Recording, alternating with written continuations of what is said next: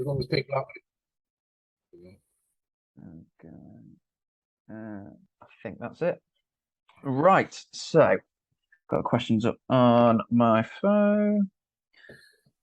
So I'm just going to do a quick introduction, and then we'll dive straight in if that's all right with you. Yeah. Okay. Afternoon, everyone. So welcome to episode. I think this is episode 20 of the Tweakers. A little bit of a different episode today.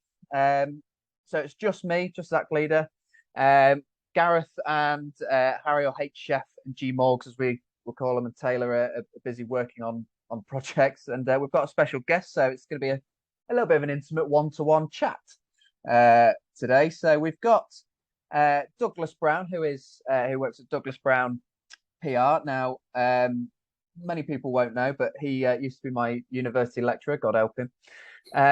So just a quick overview of Doug. So Doug's a freelance PR consultant and internship coordinator. He's got more than 30 years in the non-profit sector, working in a variety of communication roles, from charities to the NHS. He now offers in-house experience to other organisations to help them gain a voice by developing the capacity of the organisation and the staff, members or volunteers within them to communicate effectively. And as I say, he was my university lecturer at the Uni of Lincoln for 3 years while I studied PR. So he's obviously got the patience of a saint. Well, your reading's improved since you were at university, Zach. That's for sure. Well, it couldn't get any worse, could it? So... Straight from the website. Nice one. Can you tell this plan was put together on a time limit? Absolutely, totally. But at least you're meeting deadlines now as well. There is that. Oh, this is how it's going to go, is it? Yeah, definitely. So we ask our special guests who come on the Tweakers some get to know you questions. They're a little bit quick fire. Have you had a chance to prepare for these at all? Yeah, kind of. Yeah, I kind of sent through it. Yeah. Yeah. So what is an unpopular opinion that you have? I think we were all more connected and cooperative before the age of social media. Right. Okay. Yeah. To be honest, I'm not really of the generation before social media, but because I sort of grew up without social media, if that makes sense. I didn't really use it. I wasn't given like an iPad or an iPhone when I was growing up. I certainly felt I was probably the last generation of kids who would knock on each other kids' doors and ask if you want to come out and build a den or something. You know what I mean? Yeah. So I would agree with that from my perspective. And actually, I think we've done a blog on that recently about. In fact, no, we didn't. We did a mental health podcast 2 days ago talking about how social media has led to a massive human disconnect between us all. Exactly, and the pressure, particularly on young people who haven't had the opportunity to build relationships in the real world, face to face with people in the same way that certainly I did, and perhaps you did. The pressure that social media brings on them is just enormous, and totally unwarranted, I would say. And I think the days, as you say, where as a kid you'd go and knock on your mate's door and go out to build a den or something, far more productive at a personal level. Even though you're only connecting perhaps with one person, and now people say, "Oh, I've got 500 friends." No, you have. You've got 500 people that have put a tick on a screen for you. Yeah. I mean, this week.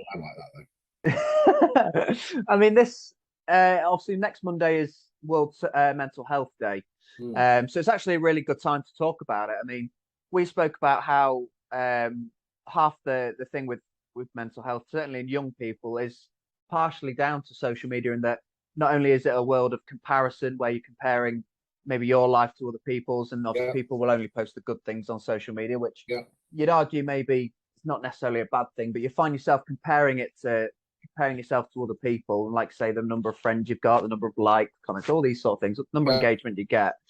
But for me, it's like you say, it's that massive human disconnect where you no longer have that human connection, especially through the pandemic and things like that. Is that we've lost that human nature, if you like, of having a conversation and knowing what Yeah. people are going through and reading And, people. and I think because it's impersonal, the desktop warrior syndrome.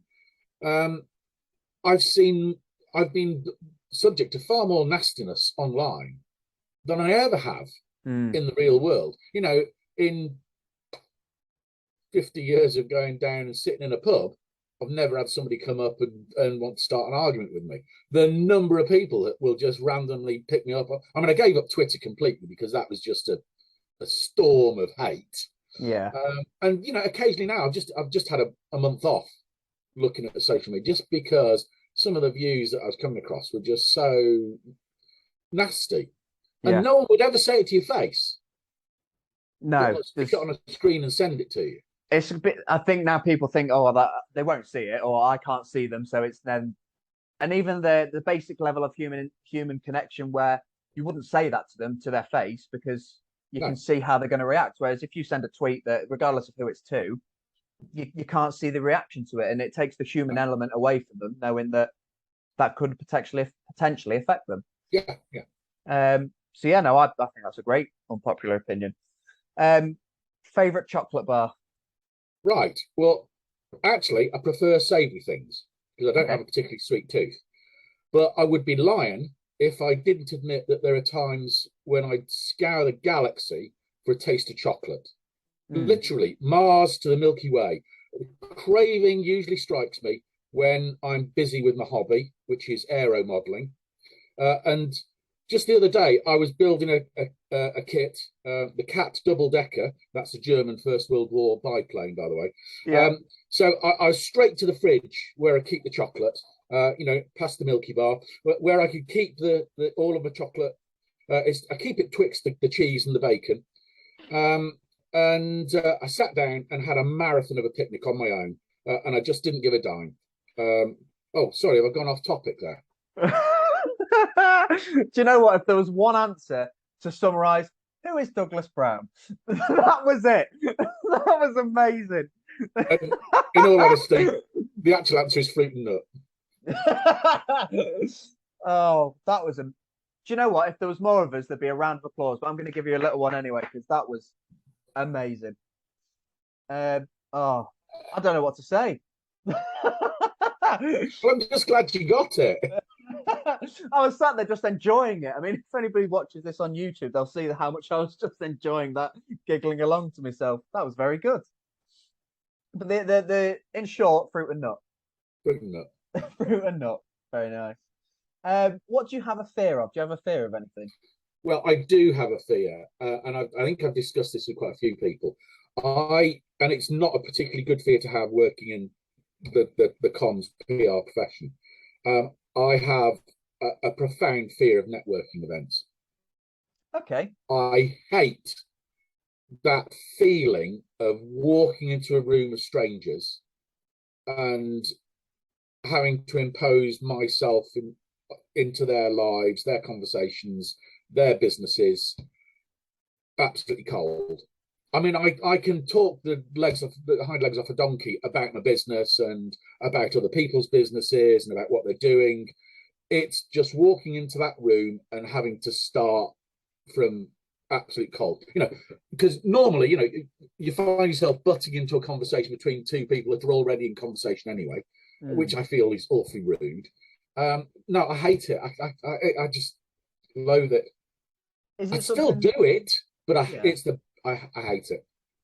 I was just about to say, was it something? Is it something that you now avoid trying to do because of that, or is it just something that you think, "Oh, I just have to bite the bullet because you know it's going to be beneficial to your business, if you Yeah, like." it's the bite the bullet option, but it doesn't make it any easier, and it's never really got a lot easier either. I mean, I can stand up, and it's not public speaking or things like that. I mean, I can stand in front of 1,000 people and talk, and it doesn't bother me at all. Mm. It's that moment of breaking the ice with people that have never I got think used to it. I think if you summed it up actually with one word was imposing yourself Yeah, and just putting yourself, sort of forcing yourself upon someone. If you get what I mean by that. I'm not a very pushy person. No. Um, and feel quite uncomfortable, because I found a lot of those events, there are some quite big personalities there that are they want to dominate the room. They want to be the person that everybody's, and I don't know, that's just not me. Yeah. No, it's interesting because I mean, there's certain things that I've read up on before, obviously going to network events and things like that, where you can read how some people are stood. So if two people are talking to each other and they're stood open, then it sort of shows that they're inviting you in to go and speak to them. But if they're stood just face to face, then it's closed off and no one else should. So there's a whole thing, sort of body language and all that sort of thing you can read into it. But it's, regardless of how much research and all that sort of thing, there's still the act of going to impose yourself and just walking into someone's conversation. I completely get that. Yeah, I completely get it. What have you got any pet hates at all? Are there anything that just really grinds your gears? Yeah. The things that grind my gears, the thing that grips my grip is anyone abusing a position of power. Good one. Like and and an associated thing is people who have positions of power that aren't prepared to use them when it's appropriate, to use their power appropriately. So the police officer that turns and looks the other way. Yeah. The council official that doesn't deal with the antisocial behaviour. It's the people that are supposed to be responsible for doing things that don't, because it's just a bit too much hard work. Yeah. And it's easier to look the other way than to deal with it. I know there's a lot of debate about who actually originated the quote. Some people say it's Voltaire, some people say it's Spider-Man, but with great power comes great responsibility. Yeah, is how I see the world. So it really grips me when people don't live up to the promise that the position they've got gives them. And the thing is that they're generally, I mean, there might be some cases, but 9 times out of 10, they've had to earn that position of power as well. So they've had to obviously get to a point where they've been given that responsibility, and then they've completely neglected it once they've got to clearly where they want to be. Yeah, or abused it, or used it for their own engrossment, for their own income, for whatever it might be. That kind of corruption really. Yeah, so there you go. Yeah. That's raised my blood pressure to have another tablet level. Zack. No worries at all. Well, let's get into the nitty gritty sort of questions. So we've got some good get to know your answers there, to be fair. So every podcast we have, I'm always the one who is referred to having a little plan, and 9 times out of 10 it never goes like that. So let's see how this goes. The first thing I've got on my plan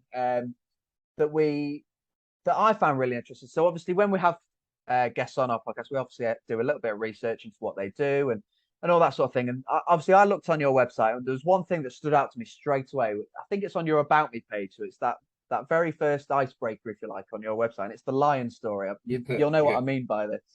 I mean, for those who won't know what the lion story, do you want to really quickly summarize what the lion story is? Okay, well, really quickly, my wife and I were on a safari holiday in Botswana, and we were rough camping in the Kalahari. So it was just us in a tent and a guide in another tent, and it's the middle of nowhere. You're a 3-hour drive from the nearest tap, and I'd had a few beers around the campfire over dinner in the evening. We'd gone to bed.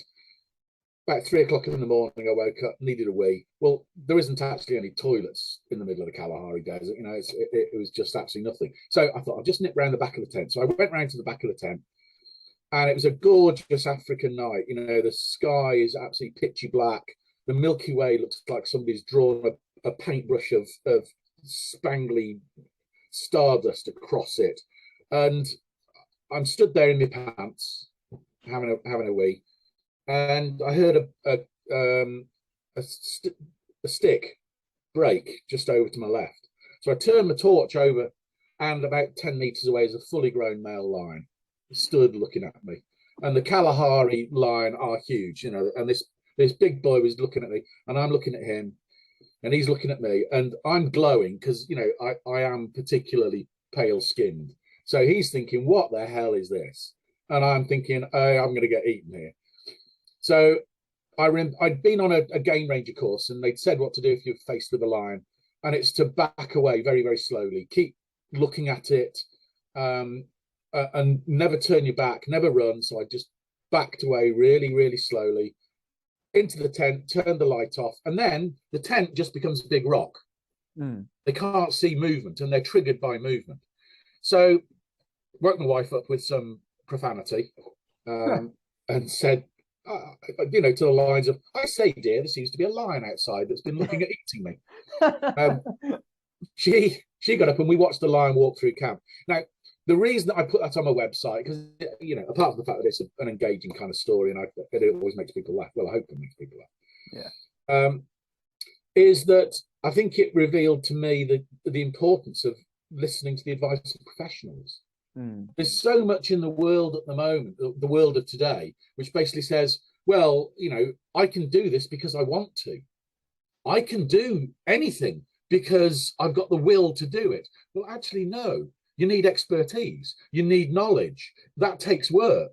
And if you don't listen to professionals, you can never acquire those attributes. So listening to other people's advice and listening to other people's knowledge, that's the way to develop yourself and get ahead in the world. In my case, listening to the advice of those safari guides all the years before probably kept me alive. Yeah.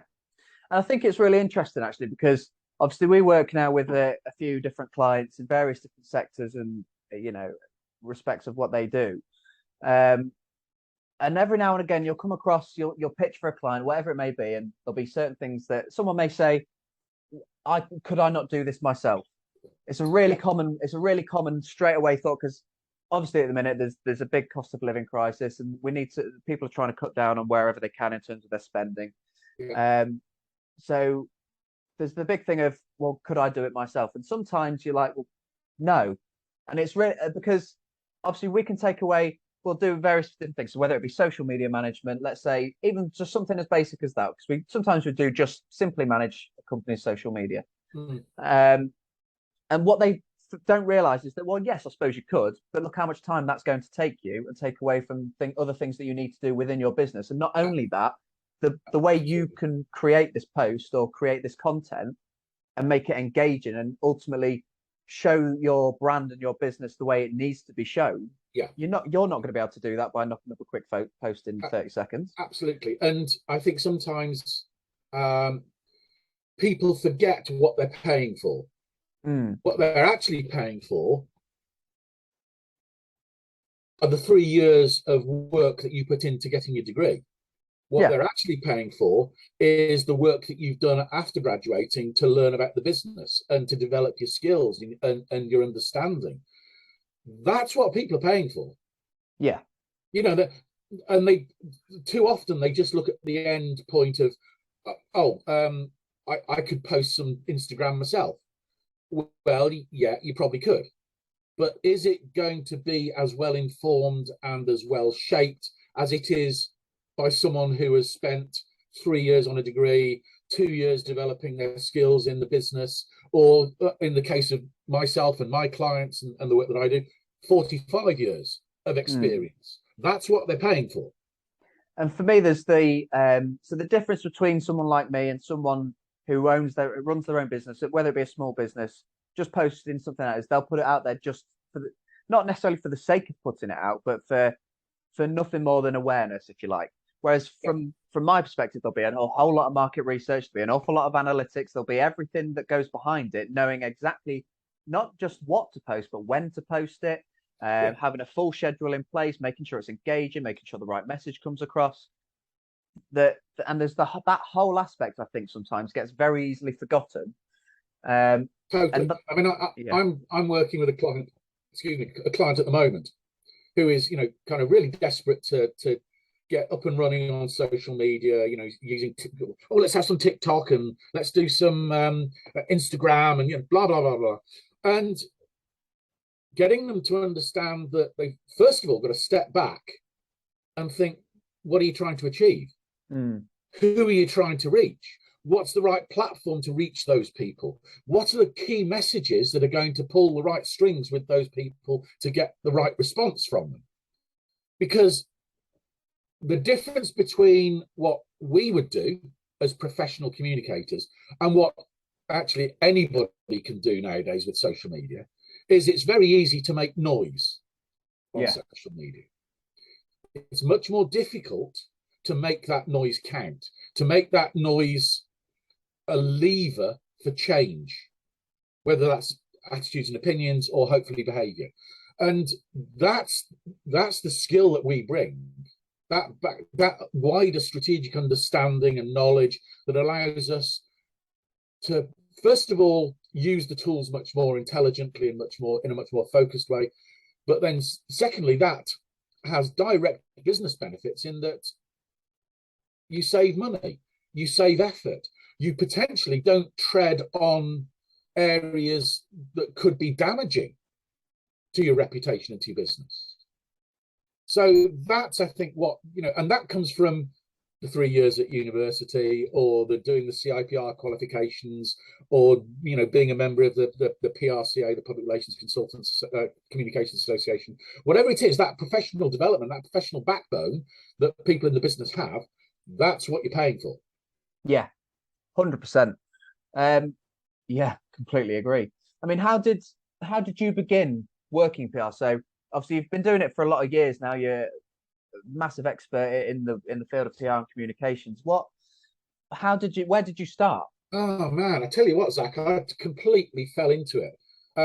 My degree was in geography, and I graduated in '84, and I was teed up for getting a commission in the army.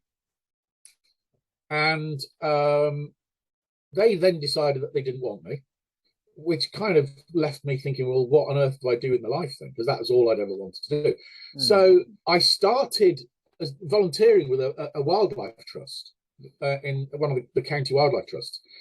And I was applying the skills I'd learned on my degree. So I was going out surveying and drawing maps of nature reserves. Drawing maps of the nature reserves then led to me doing the leaflets for the nature reserves. Doing the leaflets for the nature reserves then turned into also doing their monthly newsletter. Doing their monthly newsletter, you can see where this is heading. Doing their monthly newsletter then led to me organising the events that the newsletter covered. That then led to me dealing with media inquiries. All of a sudden, I'm working as what was then called media manager for the Wildlife Trust. And I thought, you know what, I quite like this. It uses a lot of my natural skills. I'm learning new skills because no 2 days are the same. So, I stuck at it and moved up to the national level, and then the rest is history. As they say, yeah. Total accident, though. To be honest with you, I can sort of relate to that a little bit, because I initially, when I left and did I didn't do so well in my A levels, found them incredibly difficult. And I initially applied to do journalism. And obviously I didn't get the grades that I needed to get. So I picked up the phone and went through clearing, as a lot of people will know about. And they said, well, you can do a course that's similar to journalism. You can do PR. And I sort of roughly knew what PR was at that time, because I was doing it for my own sort of sporting activities. And doing it really well. Yeah, so I sort of knew pretty much roughly what it was, and obviously it will incorporate a bit of that journalism in terms of writing press releases and things like that. So, and I think because I still didn't quite have the grades that I needed to go straight in, I think I had to do a year. Was it in a certificate of higher education in the first year? Yeah, it was. Yeah. So that was my route, but again, sort of in a way fell into it a little bit. But it's funny how some things happen for a reason, if you get what I mean. And I'm very much a firm believer of that. I would go along with that 100%, Zach. And, looking back, do I regret my first path not working out? No, not at all. No. I completely agree as well. happy accident is probably a good way to put it, actually. So yeah, now I'm really interested to know how PR and communications or working with media has changed over the years from when you first started to where it is today. So what tasks would you or what jobs would you have done when you first started out that now perhaps aren't a thing or have developed, or so what's different now that has changed, if that makes sense? I would say to really sum it up in two strands. One, of course, is the technical strand. I mean, I started in the business before the days even of mobile phones, before the days of email and the internet. Those technologies have all emerged in the world during the time of my career in PR. And what they've done is those technologies have increased the speed at which the business works. They've changed the nature of information flow. They've changed people's expectations of organizations, because organizations are now much more accessible to people. They have to be much more accountable because they're in the public eye so much more. So that's one side of it. The other side of it is the convergence of different strands of the communications industry. When I came into the industry in the mid-80s, there were very clear delimitations, very clear divisions between the world of advertising, which was you went and you bought the space for your message, the world of marketing, which was all about solely messaging to sell products, and public relations, which had an overlap with certainly with marketing, but had that kind of wider remit of reputation as well. Now, what used to happen is that perhaps a single organization would have an advertising agency, a marketing agency, and a PR agency, and they'd all be going off and doing their own things. What we've seen now is a convergence, and an organization can't afford to have three separate voices speaking on its behalf. Because our media publics, our society has become so much more media savvy, your advertising has to chime with your public reputation. Your public reputation has to be woven into your marketing. So what we're seeing is a convergence of all of those forms of business communication. They're coming together so that PR consultancies are now buying advertising space. Advertising agencies are now getting themselves involved in PR and reputation. Marketing agencies are saying that they can do absolutely everything and pull all of those things together. At some point, we will get to a stage where in the future, these separate entities are merged completely. And at that point, we then face other changes in the way that communication on behalf of businesses or organizations, corporate bodies works. Because as society changes and we become much more wrapped up into all of the implications of social media, we will get to a stage where businesses have got to be much more interactive.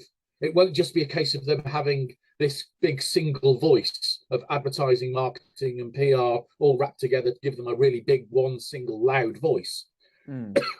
They're also going to have to develop really big ears to listen to what their publics are saying back to them as well. Yeah, because that's going to be the expectation of the future, is that publics have a much more proactive and responsive relationship with all of the brands that they interact with all of the organizations that they deal with governments, with non-governmental organizations, with not-for-profits, across the board.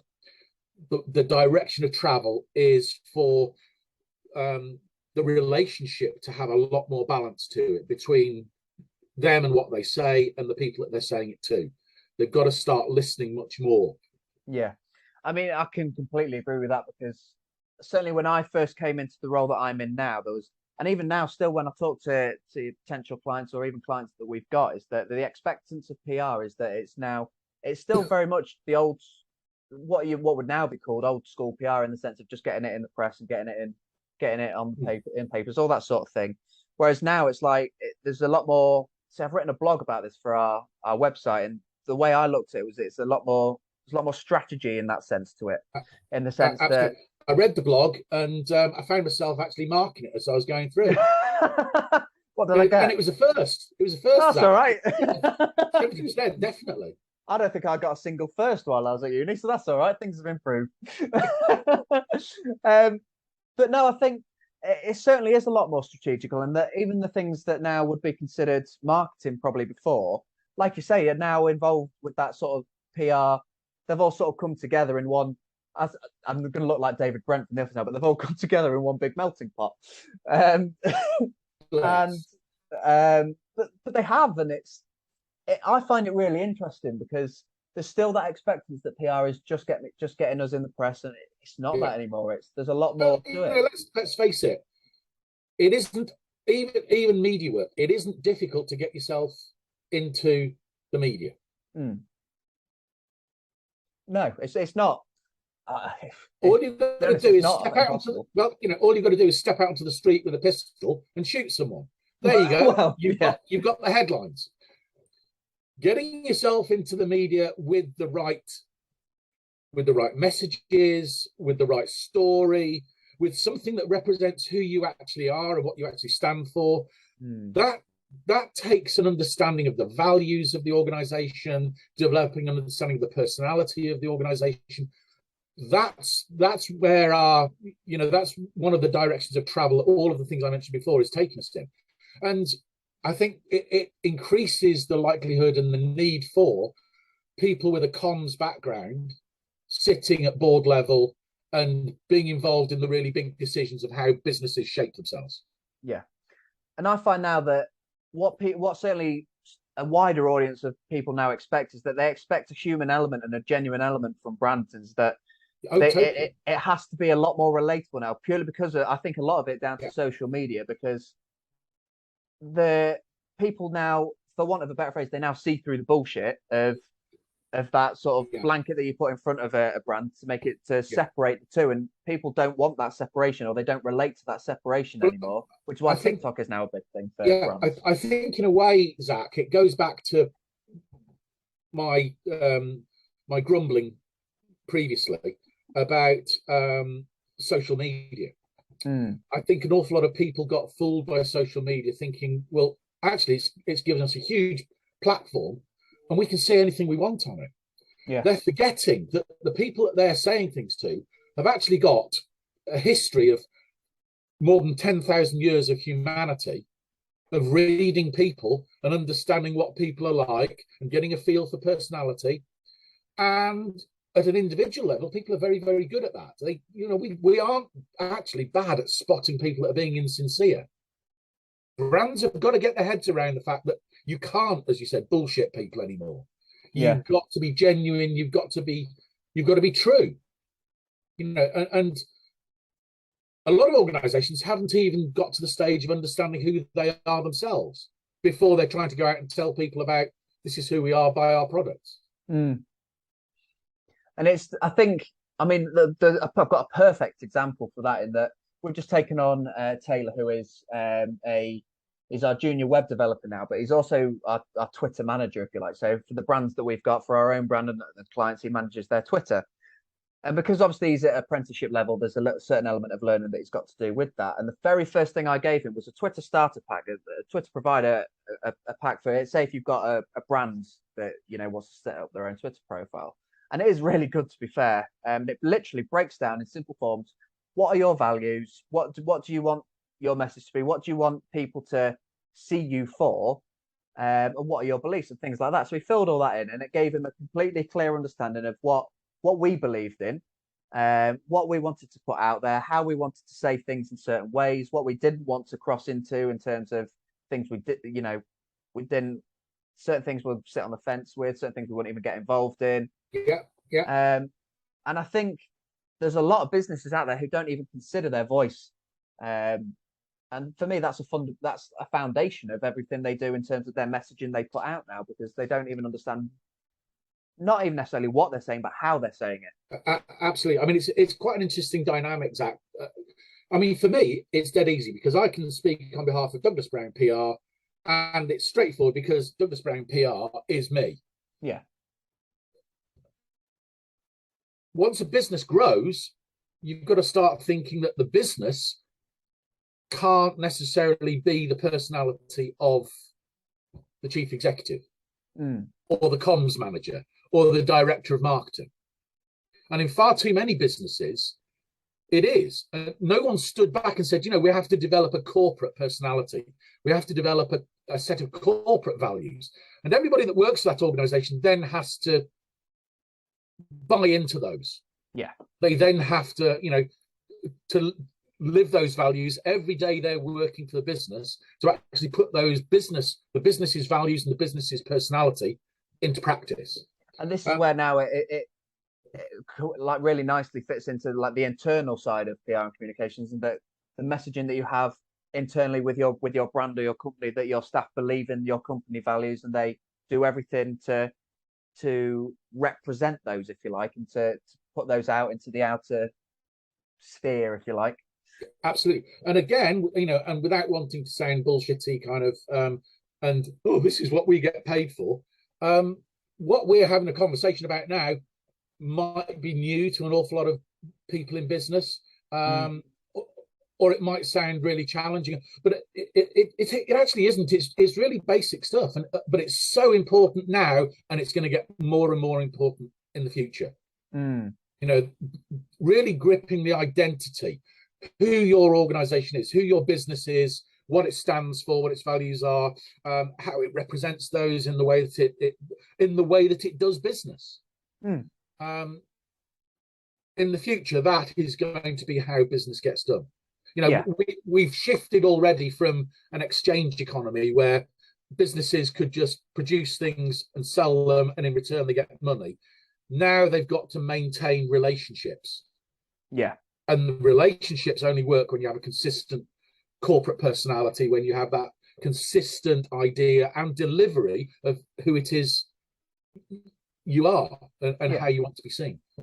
Do you think in sort of the society and the world we're living in at the minute, whether it be things like especially the cost of living crisis actually in this country, do you think now is a more important time than ever to make sure you get that right? Now I've done a blog on it about how now's the right time to get your marketing right and to not cut that spending on marketing. Yeah, I read that one as well. Now's the prime time to enhance it, or to be spending that money on it. Yeah, it was 68%.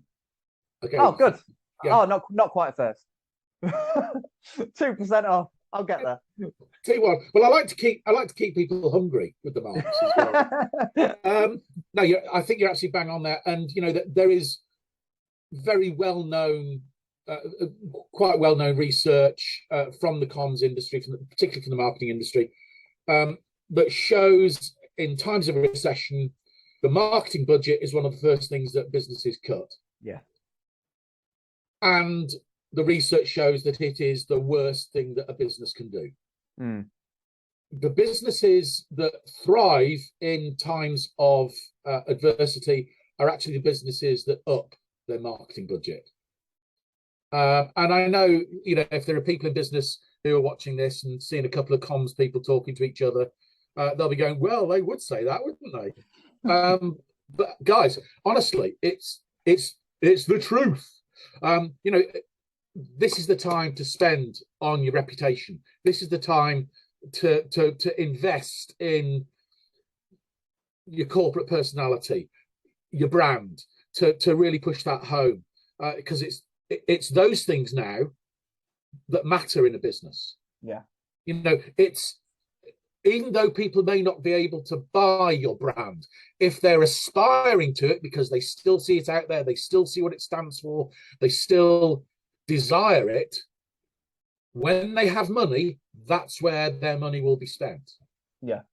If you just withdraw and say, we'll hunker down and we'll not spend any money, when people do have money in the future, you're going to have to start from scratch. Yeah. And you're going to have to start building your brand from the bottom up yet again. And that will cost an awful lot more than maintaining it through the bad times and keeping it in there.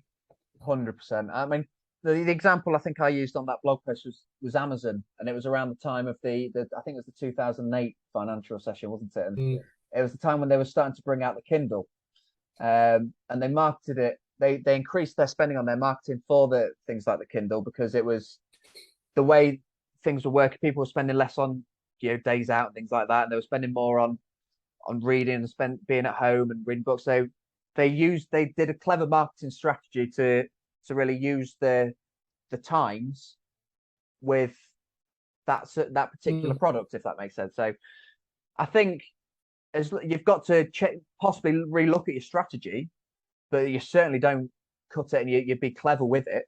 And it turns out it can be the best thing that you do for the longevity. Absolutely. And this is where I risk cutting our own business throats here. This is actually an area that doesn't necessarily need comms professionals to come in. If you're running a small business, it's a case of just thinking about the business, thinking about your business values, how you would like to be seen by the world, and really just establishing some guidelines for your own business that gives you clarity about how you want your business to be known and understood. Now, even that will help. Yeah, 100%. We'll move on then to another aspect of work that you've done for a lot of years. Perhaps I think you've obviously now spent time to focus on your business again, but you spent a lot of years teaching sort of PR and communications to the next generation of marketers and communicators. Is this something that is important to you? Do you feel responsible to help the industry by bringing sort of new blood into PR and communications? Yeah, I do. I think as an industry, and when I joined it 40-some years ago, well, nearly 40-some years ago, I was really appreciative of the people who gave me a helping hand, either directly, by delivering a training course to me or by mentoring me, or the people that wrote the books that I read that shaped my understanding and my formal learning about the business. So, I think the business as a whole understands that you've got to be constantly developing and constantly growing. And for the industry of PR, when you were talking about the way that the university explained the PR course to you earlier on, it was actually explaining it in such a completely muddled, befuddled way. But actually, that's one of the problems of the industry. And I think the more we can actually develop the way we reach out to young people and get them involved in the industry, the more we can help clarify that, and the better that becomes. So yeah, from a personal level, I find it really rewarding as well. I find it very satisfying to see people develop and join an industry that's rewarded me so much over the years, that I've enjoyed so much over the years. It's always nice to share, isn't it? It's nice to share things that you enjoy with other people that you like. Yeah, and I think there's that sense of, I mean, you'd be able to tell me, the best, but that sense of reward, I suppose, in a way that that the future is of the industry that you work in is safe when you have been able to impart your wisdom, I suppose, on them and see them develop and see them flourish into the careers that they eventually have, if that makes sense. Yeah, I'd be cautious about using the word wisdom when it's kind of mere to personal level. But passing on experience, good and bad, I think is a good thing to do. Knowledge is power, and I think sharing that power out between people and giving it to people at the beginning of their career is a good thing to do. And do you feel an immense sense of sort of like satisfaction when you see that people you've helped develop in the careers they end up in, the places they end up? Absolutely, Zach. I mean, I'm moving into the twilight of my career. I'm fairly sure of that. And I do, admittedly, now live much of my life vicariously through LinkedIn, celebrating the success of students that I taught 10 years ago, and seeing them working in senior positions in the Bank of England, or senior positions in the big national international agencies, or somebody the other, stepping in to become comms manager for a police force, or one of the big well-known hospitals. So yeah, I mean, and that gives me a huge buzz, just to feel that I've played a small part, even in just putting their foot on the first rung of the ladder. The rest of it they've done themselves, but hey, I'll still keep getting a buzz from it. Yeah, and do you know, there's still things where I'll do something, and it'll be just an everyday task that I will do, and I'll be sat there. I'll have posted I've done some content for it, or I'll have analysed the messaging or whatever it would be, and I'll sit there and think, oh crap, I remember that lecture. And it'll be things about like how I can't remember specifically how to word this now, but in terms of like how people interpret it and how they receive message, like the hypodermic needle theory, all those sort of theories. And I remember specifically at the time you stood there and said there'll be one day where you'll be working and you'll do this, and then you'll think, oh no, he was right. Everybody yawns when we're going to talk comms theory today, and at some point you go, oh man, that's why it works like that. Yeah, it happened. My work is done.